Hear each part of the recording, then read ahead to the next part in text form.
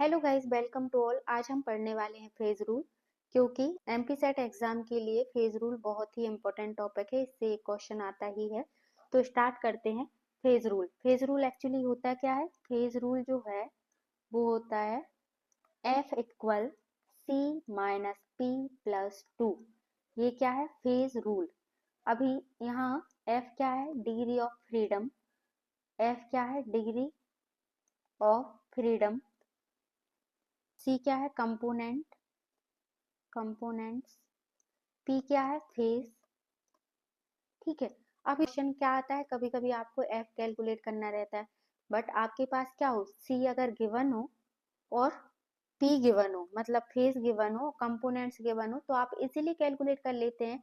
But question ऐसा नहीं आता है। क्वेश्चन में ना सीधा सीधा गिवन नहीं होता है। क्वेश्चन में क्या होता है, कोई सिस्टम दिया रहता है और आपको खुद फाइंड करना पड़ता है कि इसमें फेज क्या है, कंपोनेंट्स क्या है, फिर आपको डिग्री ऑफ फ्रीडम निकालना पड़ता है।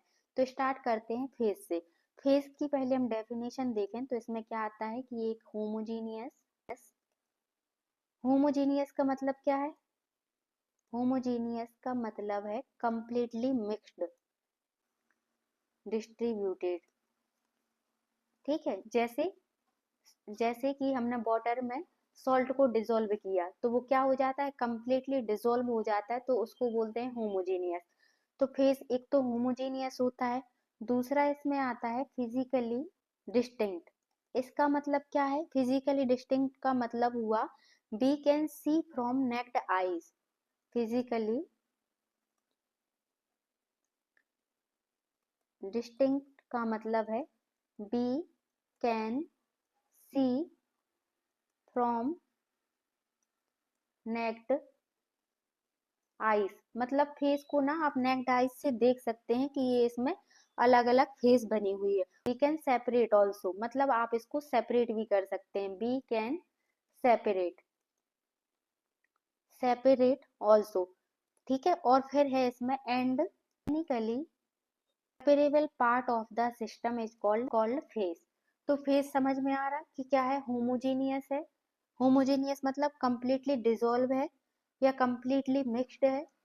फिजिकली डिस्टिंक्ट है। फिजिकली डिस्टिंक्ट का मतलब we can see from naked eyes, हम उसको नेक्ड आइज से देख सकते हैं, बता सकते हैं कि इसमें कितनी फेजेस है।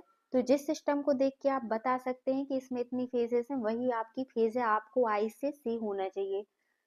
फिर है मैकेनिकली सेपरेबल भी होना चाहिए है। अभी हम ना ऐसे एग्जाम्पल से समझें। जैसे आपके पास क्या है? सॉल्ट है। ठीक है। सॉल्ट में आपने क्या मिक्स कर लिया? शुगर।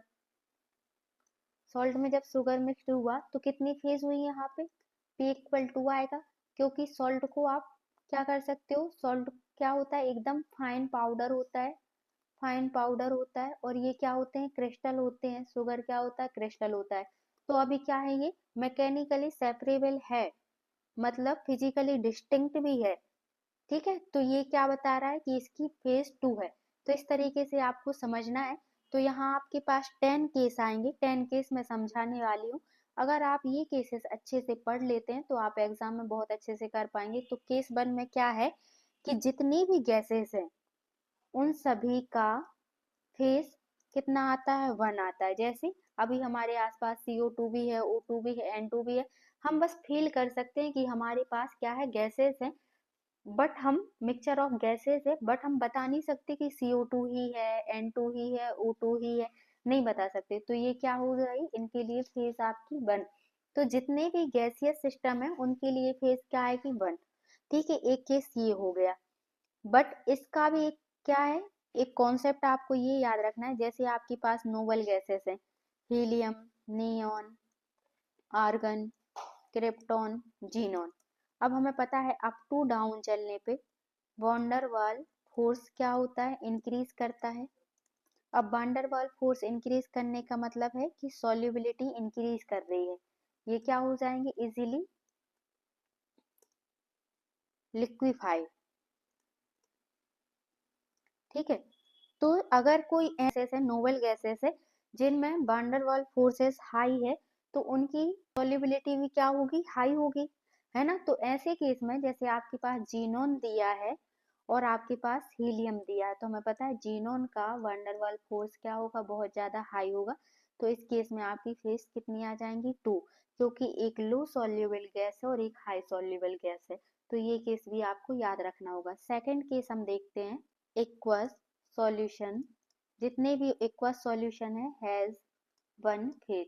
जितने भी एक्वस सॉल्यूशन है उनके लिए फेज कितनी होती हैं, 1। जैसे मैंने NaOH का एक्वस सॉल्यूशन लिया और HCl का क्या लिया, एक्वस सॉल्यूशन, तो यहाँ पे नंबर ऑफ फेजेस कितनी आ गई, 1। समझ में आ रहा, ठीक है। हमने देखा HCl का एक्वस सॉल्यूशन और NaOH का एक्वस सॉल्यूशन, तो इसके लिए फेज कितनी काउंट की हमने, 1। बट अगर आपके पास क्या है, बेंजीन है, बेंजीन भी एक्वस है और H2O, तो इसके लिए आप कितनी फेज बताएंगे, इसके लिए फेज कितनी आएगी, 2। क्यों, अभी इसका रीजन समझते हैं। Next slide. देखो इसको ना हमें कैसे याद रखना है कि अगर आपके पास पोलर पोलर सॉल्वेंट हो, दोनों सॉल्वेंट कैसे हो, पोलर, जैसे कि पोलर में क्या आ गया, जैसे आपका आ गया H2O और इथेनॉल, ये पोलर है, तो इसके लिए फेज कितनी आएगी, 1। ठीक है।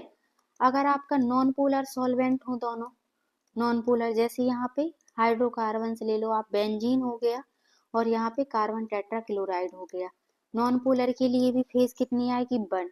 बट अगर आप ऐसा केस लेते हैं जिसमें एक नॉन पोलर सॉल्वेंट और एक पोलर है, जैसे यहाँ बेंजीन हो गया और यहाँ क्या हो गया, वाटर, तो इस पे कितनी फेज आएगी, 2। एक पोलर सॉल्वेंट की और एक नॉन पोलर सॉल्वेंट के लिए। ठीक है, अभी हमें देखना है case number third. Case third कि कोई भी गैस है और वो किसके कांटेक्ट में है, लिक्विड के, तो उसके लिए फेज कितनी आएगी, 2। एक गैस के लिए और एक, 1 फॉर गैस 1 फॉर लिक्विड, है ना। कोई भी gas, any gas contact with water constitutes are different phase, उसकी एक अलग फेज होगी। ठीक है, अगर कोई भी गैस वाटर के कांटेक्ट में है तो उसकी अपनी अलग फेज होगी। ये तो हो गया केस नंबर 3। बट आपको अब याद क्या रखना है, gas with high dipole moment. कोई ऐसी गैस वाटर के कांटेक्ट में आती है जिसका डाइपोल मोमेंट हाई है, इसका मतलब वो वाटर में क्या होगी, मोर सॉल्युबल होगी, जैसे अमोनिया। अमोनिया क्या है, गैस है और यहाँ पे क्या है, वाटर जो कि लिक्विड है। अभी इसके लिए देखो फेज क्या आएगी, फेज इक्वल 1, क्योंकि ये क्या है, इसका डाइपोल मोमेंट जो है म्यू क्या है, बहुत ज्यादा हाई है। तो डाइप ये और क्या होगी, मोर सॉल्युबल है, अमोनिया क्या है, मोर सॉल्युबल गैस है, तो ये क्या होगी, वाटर में बहुत जल्दी डिसॉल्व हो जाती है और इसकी फेज क्या आएगी, 1। ठीक है, ये केस याद रखना। मिक्सचर ऑफ सॉलिड, अगर आपके पास सॉलिड का क्या है, मिक्सचर है, मिक्सचर ऑफ सॉलिड क्या देगा, अलग अलग फेजेस आती हैं, जैसे आपने यहाँ लिया आयरन सॉलिड फॉर्म, ठीक है, और क्या लिया यहाँ पे आपने, कॉपर ऑक्साइड ले लिया सॉलिड फॉर्म, NaCl ले लिया सॉलिड फॉर्म, तो यहाँ पे कितनी फेजेस जाएंगी, नंबर ऑफ फेजेस 3 होंगे। ठीक है, तो सॉलिड का अपना अलग फेज होता है, ये लिख लेना, सॉलिड का क्या होता है, अपना अलग फेज होता है, mixture of solid gives different phases. ठीक है, बट केस नंबर 5 लिखो, एलॉय की जब बात हो, इन एलॉय मिक्सचर,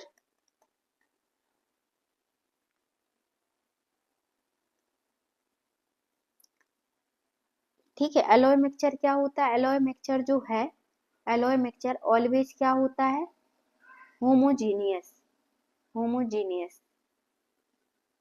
इसको ना नेक्स्ट पेज पे लिख देते हैं। तो ये केस नंबर 5 है, एलॉय मिक्सचर ऑलवेज क्या होता है, होमोजीनियस होता है, होमोजीनियस है तो इसकी फेज कितनी आएगी, 1। जैसे हमने लिख ब्रास, तो ब्रास के लिए यहाँ फेज कितनी आएगी, 1।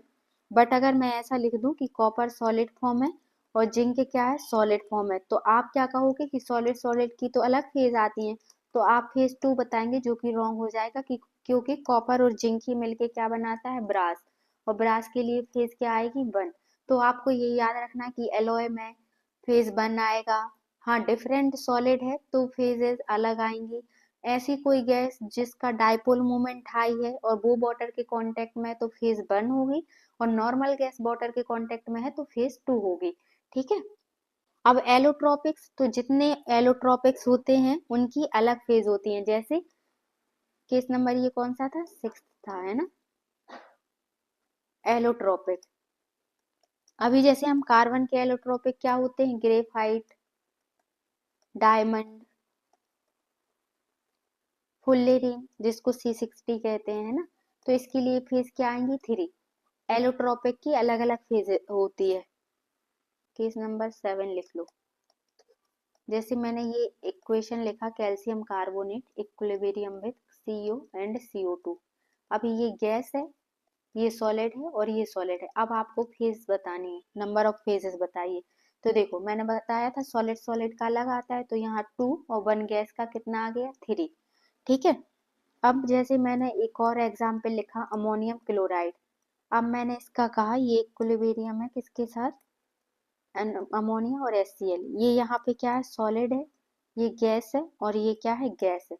अब आपको फेज बतानी है, तो गैस गैस का 1 होता है, 1 सॉलिड का, तो कितना आ जाएगा यहाँ पे, फेज 2। ठीक है, तो ऐसे आपको ये याद रखना है। लास्ट केस और है, केस नंबर 8। आपके पास अगर जैसे हम पढ़ते हैं कॉपर सल्फेट इंटू 5H2O, ये इसका फॉर्मूला होता है। फिर अगर एक वाटर का मॉलिक्यूल मैंने कम करके लिख दिया, 4H2O लिख दिया, ठीक है, फिर एक और कम कर दिया 3H2O। अब मैंने कहा कि अब बताओ कितनी फेजेस होंगी, तो अब ना फेजेस 3 होंगी, क्योंकि each hydrate atom has its on phase.